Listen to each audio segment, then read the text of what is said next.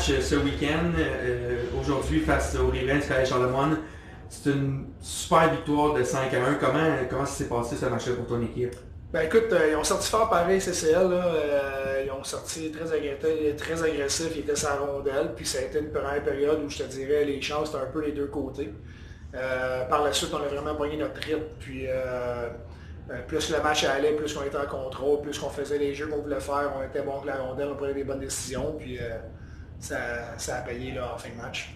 Tu sais, Eric, comme tu dis, le début de rencontre, CCL mettait beaucoup d'intensité déployée en zone adverse. Jasmin Simon, encore une fois, il a fait des gros arrêts, il était focus, il était solide. Il a tiré vraiment son épingle du jeu. Puis après ça, ça l'a donné, dans le fond, un but à ton équipe. Encore une fois, au risque de me répéter, Simon, de plus en plus, qui progresse au fur et à mesure que la saison à l'avance. C'est incroyable, là.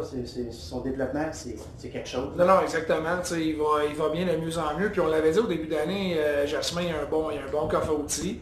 C4, puis c'est un gardien qui, malheureusement, des années précédentes, qui n'a pas eu beaucoup de victoires. Pour plusieurs raisons. Là. Je veux dire, des fois, ça fait partie de l'équipe aussi. Mais quand tu laisses un mauvais but puis que tu perds déjà 6-1, puis tu joues un bon match, mais c'est 6-1 pour X raisons, tu donnes quasiment 50 ou 100 lancers par game. Puis quand tu donnes un mauvais but à 6-1, ben ça fait 7-1. C'est pas un but qui est bien grave pour toi. T'sais. Cette année, on a fait comprendre à Jasmin que en début d'année, que à 2-1, tu laisses un mauvais but, ben là c'est 3-1. C'est un autre game déjà 3. Puis je pense qu'il a travaillé fort là-dessus.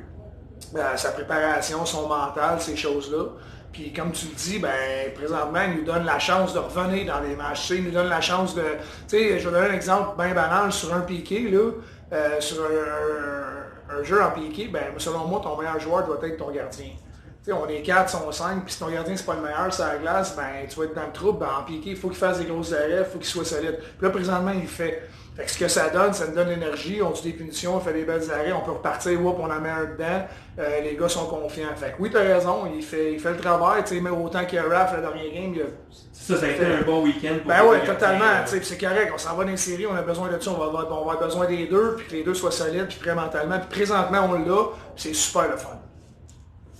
En première période, là, Olivier Leduc, il a reçu un tir au niveau de son avant-bras, il a retraité au vestiaire. As-tu des nouvelles de ce côté-là? Écoute, il est allé passer Stéréox suite, ça a été quand même assez vite, il est revenu, j'y ai parlé là, après la deuxième, je pense, là.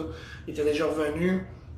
On n'est pas médecin, là, mais selon moi, là, c'est peut-être une bonne échymose. Un bon bleu. Il bouge quand même son bras pour l'instant. On va attendre les résultats. Là, on va attendre les résultats pour en être certain à 100%. Pour l'instant, il bouge quand même son bras. Puis, notre thérapeute a quand même fait une couple de mouvements qui, je pense, selon moi, ouais, c'est ça. Selon moi, il devrait être correct. Là, ça va être une bonne échymose. Je voulais te parler un peu du jeu de Patrick Lantier. Mi-chemin d'engagement, même en fin de deuxième période, là, il a bloqué 3 lancers là, du point d'appui alors que le pointage était serré. Tu sais, ça, c'est souvent des jeux qui passent inaperçus, mais tellement importants. Ben, inaperçu, c'est que moi, vraiment, que tu connais le hockey un peu et tu regardes ça, c'est incroyable. Tu sais, ce que Pat Lantier peut apporter à notre équipe, c'est un gars qui patine, qui est pas le plus gros, qui a du cœur au ventre. Puis, comme tu l'as dit, écoute, là, il bloque des lancers sur les désavantages numériques, il est excellent. C'est un joueur super intelligent. Puis tu sais, Pat, c'est un gars qui a joué espoir l'année passée. Cette année, c'est un peu comme sa première année, mais j'ai 3 à 16 ans. Puis je pense que c'est un gars qui peut être excellent pour nous autres. Là. Il nous rend vraiment de fier service qui est très, très efficace. On ne pourra pas parler de ce match-là sans parler des 3 buts de Justin Côté. Depuis son retour des Jeux olympiques de la jeunesse, ça ne l'a pas affecté les Jeux olympiques de la jeunesse. Il connaît encore des bons matchs avec ton équipe. Non, ben tu sais, on en parle depuis le début de l'année. Justin Côté, on appelle ça un shooter, c'est un vrai shooter. C'est un sniper, c'est un gars qui trouve la petit espace. Quand il faut qu'elle mette là, s'il faut qu'elle passe droite, elle va passer droite. C'est un gars comme ça. On le connaît, on le sait maintenant comment il est. Puis c'est sûr que ça paraît. Là. Un gars comme ça, si t'es capable d'y amener la rondelle au bon moment, à la bonne place, souvent elle va rentrer. Fait que, le compas dans l'aile. C'est certain que ça nous aide. Là. Il y a un lancer puissant, pas juste puissant, un lancer pesant qui se faufile entre les gardiens. Souvent, il passe au travers du corps, comme on dit. Puis encore ce soir, là, je suis bien content pour lui. Il revenait d'une blessure, donc ça va donner un peu de positif aussi. Là. Week-end parfait, le prochain match c'est mercredi soir face aux Estacades de Trois-Rivières. 2 grosses journées de pratique qui s'en viennent. Est-ce que tu vas apporter des changements à ton alignement ou... Ben écoute, il y a des gars qui reviennent pas, on ne le sait pas. On a quand même le sort bordage en dehors de l'alignement présentement. C'est avec ces deux très gros morceaux. Tu sais, depuis le début de l'année, on ne joue pas souvent avec notre line-up complet.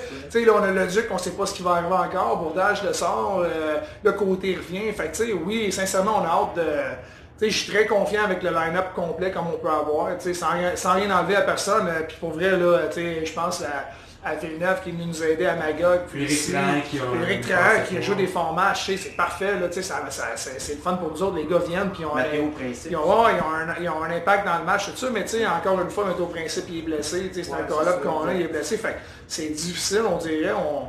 Quand le Duc a eu sa blessure, tantôt j'ai regardé le match, j'ai dit crème, on est proche d'avoir tout le monde dans la line-up, puis on savait pas si le Duc avait un bras cassé ou non. On dirait que ça arrive un peu ici.